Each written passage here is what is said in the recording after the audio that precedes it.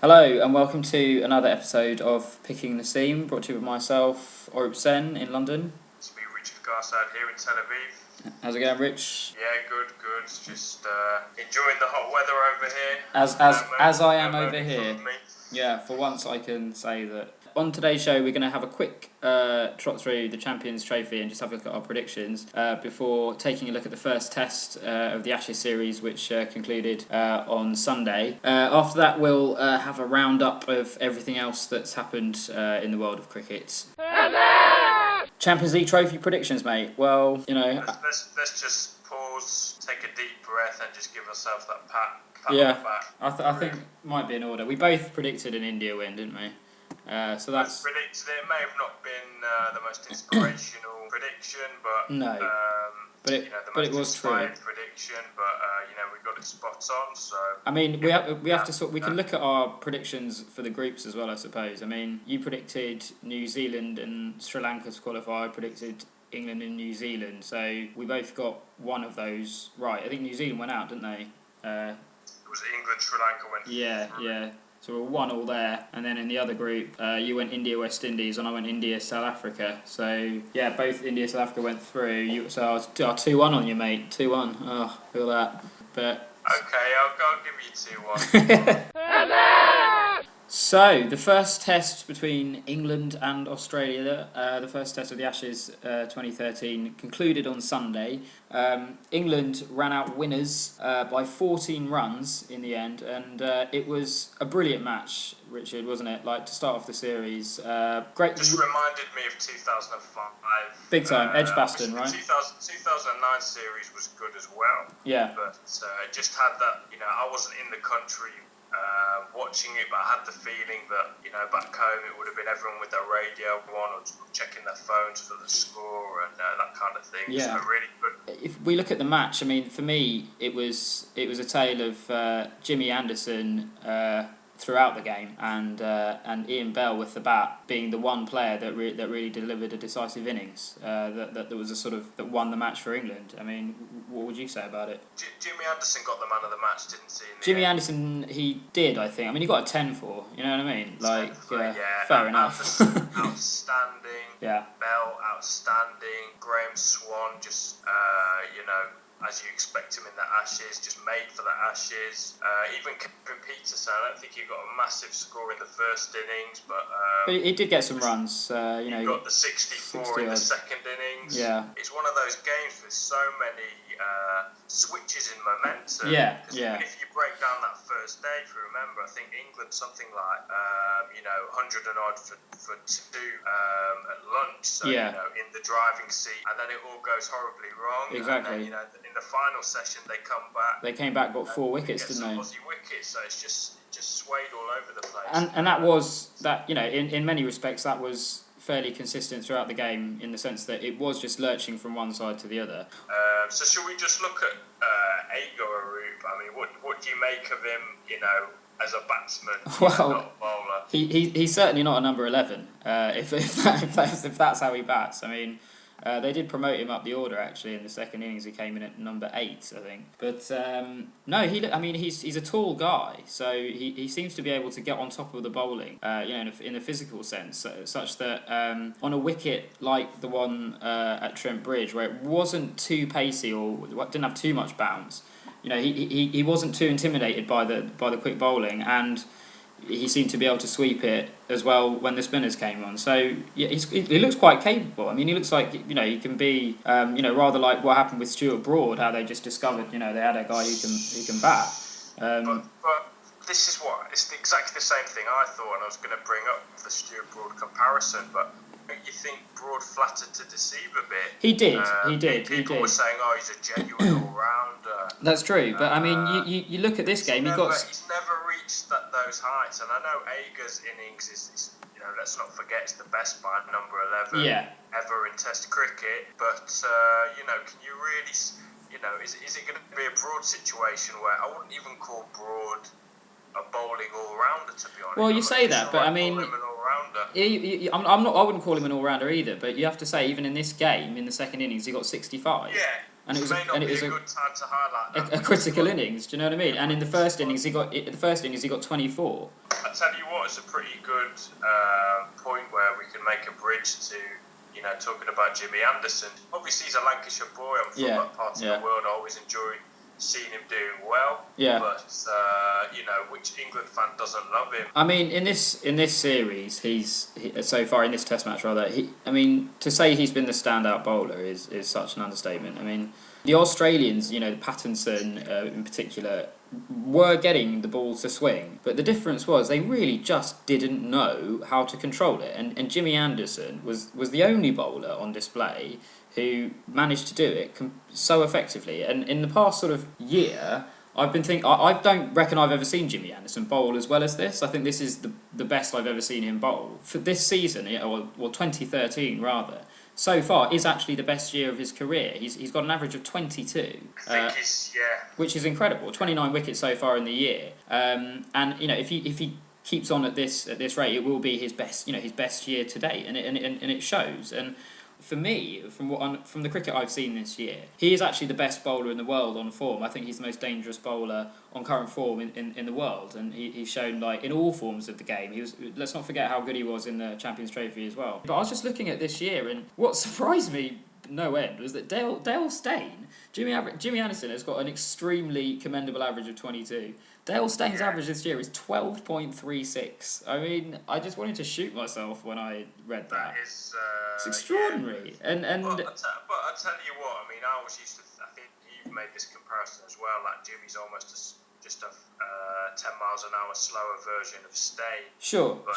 Steyn bowls more rubbish balls than Anderson because he's got that extra pace. Yeah. He does very occasionally. And do you know what? I don't think that the differential in pace between Steyn and Anderson nowadays is as much as it used to be. I think Steyn's got slower and Anderson's got quicker. So importantly for England, he's the go-to man for this Ashes, and he's a very, very different bowler from Freddie. Yeah. But, for a couple of Ashes, Freddie was that go-to man. Amongst the batsmen, it was Ian Bell, and it was an elegant innings as well. The one that really I think was critical in the match, the 106 he got in the second innings, and the stroke play in that. If you watched it, I mean, I think you probably agree it was amazing. And I sort of read something today that was comparing him to two other quite conventionally elegant batsmen who have become heroes in sort of England Hall of Fame, and one of them was Michael Vaughan and also David Gower. How would you rank those players' Test averages, like highest to lowest? David Gower, Michael Vaughan, and Ian Bell.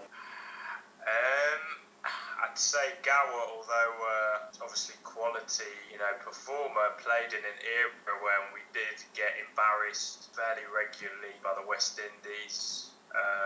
Teams like that. I'd maybe go Bell, Vaughan, Gower. And that's just going off the success of the teams in the era they played. Yeah, really. You would be correct. No, sorry, it's actually Bell, Gower, Vaughan. But still, Bell being, better than David Gower, I think that's a good one to throw at my dad, actually. So if we move on to what's going to happen in the second Test, I think England will win again. Yeah, I think we'll win again. Maybe the Aussies will have to do some reshuffling, and then maybe the Aussies will come back. They look like they're bringing in Usman Khawaja. I'm not sure about him. He's classy, isn't he? He's quite orthodox. Yeah, he's quite a classical batsman. He's got a bad attitude. Apparently, I think he's one of those players that was. Given detention, didn't do his homework, and he stuck his finger up at the teacher, and he got his bum out. He's an absolute rogue, apparently. But he's been brought in, as has Jackson Bird, who I don't know who he is. He's kind of a seamer with floppy hair. He sounds like a musician, but no, apparently, yeah, he's a floppy-haired seamer. It's like the new Nathan Bracken. Yeah, Pretty much the Steve McManaman of seam bowlers, wasn't he? Just, yeah. But yeah, so you're going for an England win in the next game. I think I'm going to go for an England win too. I might even stick my neck out further and sort of say I reckon England will win, but by an appreciable margin. Either 5 to 6 wickets or 100 runs, that kind of thing. On this day, which is the 16th of July, if we just have a look back in cricket history as to what happened. On this day in 2009, Andy Strauss and Alistair Cook put on an opening wicket stand of 196 in the second Test at Lords, and England went on to win that Test by 115 runs. And guess who was the man of the match in that Test match, Richard? Where was the venue? 2009 at Lord's, Ashes. England won by 115. So it was Flintoff. That was only 5 for... Yeah, 5 for 92. Yeah. Exactly. What? So I hope you're happy I put that in. That was just for you, mate. Extra bit of research. Also on this day in 1896, Ranjit Singh. You know Ranjit Singh? the first bat. You don't know Ranjit Singh? How do you, mate? Rings a bell. Made his debut for England, Test debut in the second Test of the Ashes. He went on to make 62 in the first innings and 154 not out in the second innings, but England still lost by 3 wickets. In that same match, by the way, W.G. Grace got 2 and 11 in both of his innings, and in the whole series, W.G. Grace only actually got 1 score of 50 or more and got 3 scores of single figures. Not the best Test average. Exactly. So all of those W.G. Grace, you know what I mean? Everyone's bigging up W.G. Grace, yeah? Where was he in 1896 Ashes? Round up like a couple of other little stories that I sort of saw in Cricket News and just sort of get your views on them, Rich, as to what you think about them. The first one is, you might have heard about this, the outgoing Cricket Australia coach, Mickey Arthur, is to sue Cricket Australia for unfair dismissal based on racial discrimination. Because apparently he didn't sort of get the Australian way, and notwithstanding the fact that he is obviously exactly the same race as the people he's suing, he feels that there was some kind of racial discrimination. What do you think about that, Rich? It's happening, man. It's happening. I don't know how I can answer that. Seriously, to be honest. I would have thought he'd be happy with whatever compensation. I would have assumed they would have had to give him some compensation anyway. He's asking for $2.4 million, I think. Moving on. Also, there's news that David Warner, the much disgraced David Warner, who got in a punch-up, an Ultimate Fighting Championship punch-up with Joe Root. Yeah, he absolutely battered him, or didn't batter him, allegedly, or not allegedly. But he's been sent to Africa, not in a roots way, but in a sort of to hone his batting way.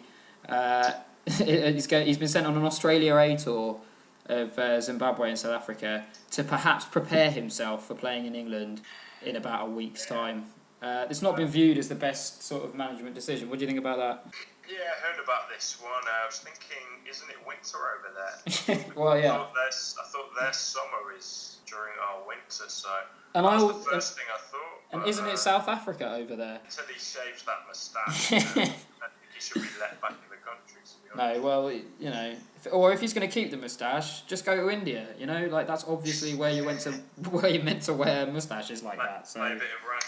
Exactly, play a bit of Ranji, hang out with Darwan and Jadeja, and just have cigars and moustaches. But and yeah, finally, in our little roundup of cricket news stories, I've got my notes here. You probably will have a few ideas about this.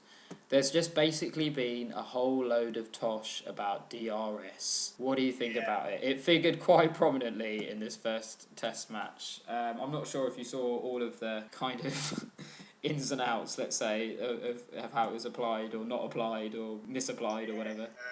What do you think? I mean, the ICC basically. There was a couple of big ones, wasn't there?